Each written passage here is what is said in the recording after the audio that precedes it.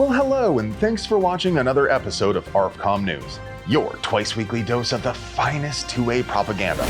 In honor of Black Tot Day today, let's start off by checking in on what those crazy Brits are up to.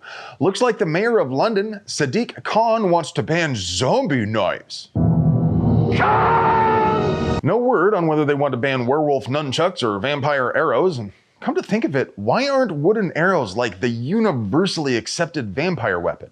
And what the hell are zombie knives anyway? I did some digging, thinking maybe zombie knives might have something to do with zombie guns, which got American control freaks all upset a couple of months back. Remember when they found out guns that are turned in at so-called buyback events are normally sold either at auction or their receivers are cut and the parts are sold off. Now, I know the UK has these little give a knife, take a knife boxes, kind of like those penny trays at gas stations, but I don't think the knives they get would be really worth reselling. No, it turns out these politicians hopped in the Wayback Machine to visit those nostalgic days of the early 2000s when everything was zombie themed. So they're talking about cheap Chinesium fantasy knives that have extra little pokey bits sticking out all over the place at weird angles and green paint. The sort of thing you're just as likely to snap in half and impale yourself as to cause harm to anyone else. Naturally, you good folks are likely curious how they even intend to define a zombie knife by law. Basically, anything that has a straight edge and a serrated edge and images or words that suggest it is intended for violence. What is this? A butler. Now that's still rather subjective and ambiguous, but I'm guessing it means things like blood splatter, maybe the biohazard symbol. Definitely words like killer probably indicate it's intended for violence against, people who are already dead. That all seems perfectly rational and worth throwing people in a cage over, and at the same time oddly familiar. I'm sure it will be far more effective than our ban on rifles with certain cosmetic features, legality of knives notwithstanding. But it would be impossible for us to produce quality 2A propaganda without sponsors, so let's pay some bills. Today's video is sponsored by Vortex. Vortex. We've been running their new Defender line of red dots hard since before launch. They found a home on all of our guns, whether for concealment, competition, or anything in between. They're rugged, packed with features, and they flat out perform. With the CCW, ST, and XL, there's a dot for you. And let's not forget their no questions asked VIP warranty that covers just about anything. And by Hydra. The Mark 15 Hydra is the most versatile black rifle platform the industry has ever seen. The most you will ever need to convert calibers is a barrel, a bolt, and a magazine well. And by TNVC. You may have noticed it's dark half the time on this planet, so unless you got shiny eyes like Riddick, you'll need night vision to catch the chupacabra shooting dice with wendigos on your front lawn, and TNVC is your source for bespoke, artisanal, non-GMO night vision products. It's been almost a year now since Matt Hoover was sentenced to 5 years in prison and Chris Irvin was sentenced to 5 years and 8 months in prison for having a picture of a lightning link. The feds claimed it was a machine gun, but it was a simple picture and not even to scale. It could never have functioned as a machine gun part, let alone as a whole-ass machine gun. Hoover and Irvin harmed no one and broke no laws. They are literally political prisoners, and every so often, I run across press releases on the Department of Justice website which show just how ridiculously unjust that was.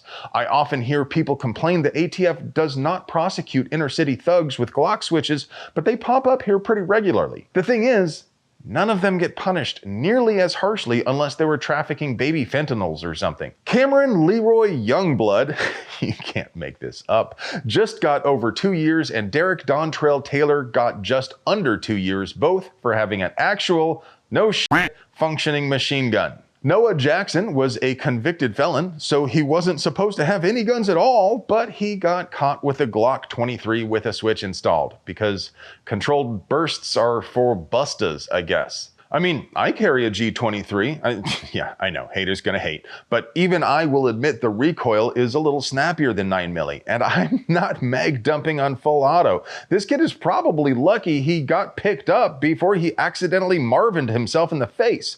Marvin, what do you make of all this? Well, you gotta have an opinion. But in the end, he pulled a 32-month sentence, less than half of what Irvin got.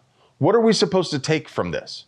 Seriously though, if some Fed boy is out there watching, please put down your oat milk for a sec and ask mom if you can use the computer, because I really want to know what message you think you're sending, because the message you actually are sending is that you have no concern whatsoever for the rule of law or for justice. This is an ideological fight for you, and you're willing to do anything it takes to win. The GOA found some pretty interesting documents during discovery in one of their recent cases, proving FBI agents were monitoring people who attended a VCDL gun rights rally, and they referred to them as gun nuts. While it's not necessarily illegal for law enforcement to spy on people who attend political demonstrations or speak about them with extreme bias, it definitely indicates extreme bias. And that means they're not doing it for legitimate law enforcement reasons, but for ideological reasons. That is entirely unacceptable. You know what? Let's just agree to disagree, my friend. Okay. Unfortunately, there's not much we can really do about it. As I mentioned, it is legal for the police to monitor the things you do in public, but it's further evidence of corruption at the highest levels of government. The feds are not the good guys. As much as I throw shade at the NRA, they do normally spend truckloads of money on campaign ads in election seasons, but between their dwindling coffers and the growing influence enjoyed by oligarchs like Michael Bloomberg, the civilian disarmament industrial complex raised more money than the NRA did in June. Then again, it took Giffords, Everytown, and Brady all put together to beat just the NRA on fundraising, and even then, they only pulled ahead by $74,000. And that's not counting funds raised by the SAF, the GOA, the FPC, NAGR, and other worthy groups. But it does remind us how important it is to donate. So I don't care which gun rights group you pick, but take a moment right now to flip them some quatloos.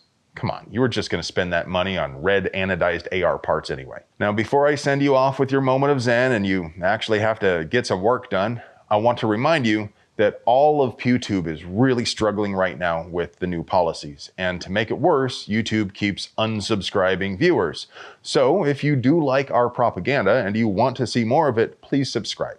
If you're already subbed, take a moment to double check, because that tube of views thinks they know what you want better than you do, and they may have unsubscribed you.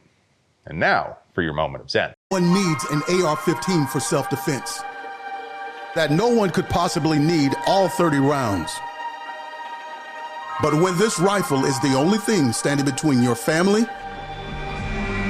and a dozen angry Democrats in Klan hoods, you just might need that semi-automatic and all 30 rounds.